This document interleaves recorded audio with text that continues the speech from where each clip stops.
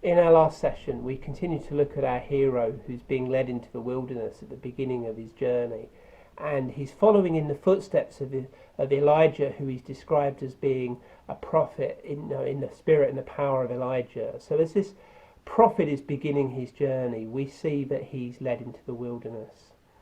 And I said that there are 5 lessons that we can learn from the life of Elijah that model on to something of this experience that John's having and developing as a prophet in the spirit and power of Elijah. And the first one we said is that the wilderness experiences happen early. And so at the beginning of our training, God's asking us the question of, can we learn to depend on him? The second lesson I believe we see from the life of Elijah is that the wilderness experience is actually a place of refreshment. We've seen that Elijah has challenged Ahab, and then when he reappears and he makes this prophetic statement that God's going to bring the rain, he confronts the prophets of Baal on Mount Carmel, and as we know from the story, God sends fire from heaven that burns up Elijah's sacrifice, and Elijah has all the prophets put to death. And this has the effect of angering Ahab's wife. If Ahab did more to provoke God to anger than anyone who's ever gone before him, then boy was his wife a second close call.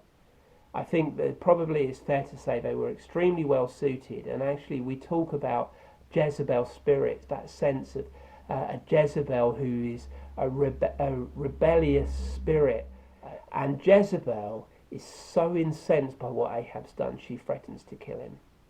Now, you might look at this point and say, here's Elijah, this incredible prophet who's learned this dependence on God, who's seen these miracles of provision, who's raised a widow's son from the dead, who's at his word, the heavens have stopped until he speaks again and the heavens are opened again, who's seen fire come from heaven. I mean, you and I would like to think if we'd gone through some of that, hey, we'd be up for anything. But Jezebel, makes this threat on Elijah's life, and Elijah turns tail and runs. Something's got to him that in all of the success, he is running for his life. Where does he run to? He runs into the wilderness. He's just spent the last few years living in a wilderness experience and learning to depend on God. And when the going gets tough and when he gets under pressure, he returns to that familiar place of the wilderness to go back to that presence of God. For Elijah, the wilderness has actually become his safe place because it's there where he's learned to depend on God. But when we meet Elijah, what we see is he's running into this wilderness and he is absolutely exhausted. He has spent himself to the point of potentially standing on the edge of a breakdown.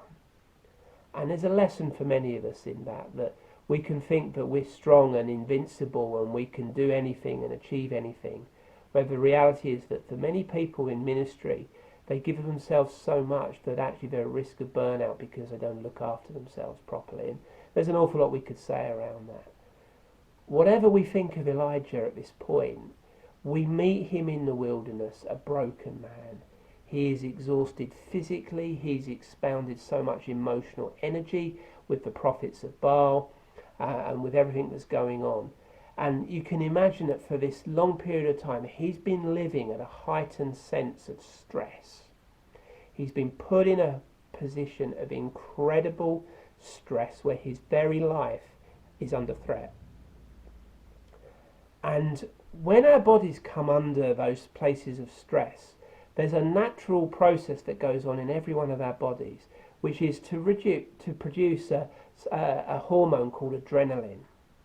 Now, adrenaline is what you might call the fight and flight reaction. But actually, in the event of a moment of stress, the body shuts down certain parts of its operation and fires adrenaline into key muscles. And as a result, when the body's under stress, it's actually shown that the body has a decrease in its ability to feel pain, and it increases the body's strength. The adrenaline goes into the legs to allow to run. There's a strength in the arms to be able to fight. There's a focus of the eyes, a focus of the mind.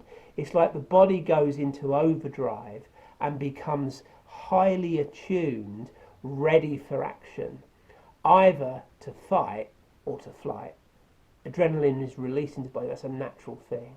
But it's for a short-term burst of explosive energy to then move us out of that situation and keep us safe. And when our bodies are under long-term stress, where adrenaline's being produced on a long term, it actually can become quite unhealthy. And when we suddenly find ourselves stepping out of something, there's a natural process that you can call the letdown experience, where actually the body begins to have these letdown feelings. And there's another hormone called dopamine that is a pleasure hormone that gets released when we do something good. So whenever we joke about giving somebody chocolates and flowers, it's releasing dopamine in someone's brain that's actually producing that feel-good hormone. And when we're under stress, certain things shut down, and we can find ourselves going through increased depression. It can produce anxiety. It can even lead to some addictive feelings. Have you ever felt that after a period of stress you're incredibly hungry and you begin to maybe overeat or overindulge in certain things? They're all linked to natural processes going on in the body, and I believe in our story it's a fine example of how Elijah has been under this incredible ministry where he's seen incredible things, but he's under such pressure that actually he's at risk of breakdown. Where does he go at that moment of crisis, but back into the wilderness, to the place of familiarity where he encounters God? And he goes and he falls down, and God grants him sleep. He's physically struggling, and it's almost like God says, stop. You're there in the wilderness, you're in that place of escape from everything, where everything that is familiar with you is taken away. You're in a place of isolation, a place of peace, a place of silence. Stop. And having stopped, he sleeps. And then God wakes him up and he feeds him. He gives him bread. He gives him water. And he sleeps and he eats. And he's physically restored. What does Elijah then do? Surprise, surprise, 40 days journey into the wilderness. When we talk about 40 days of testing and trial and 40 days of probation, here we see that before Elijah's wilderness experience goes deeper, he needs to discover that the wilderness is a place of refreshment.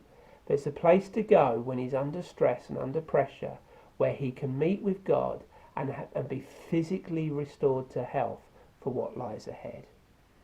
The wilderness for you and me can similarly become a place of refreshment and re-strengthening, where sometimes we need to stop.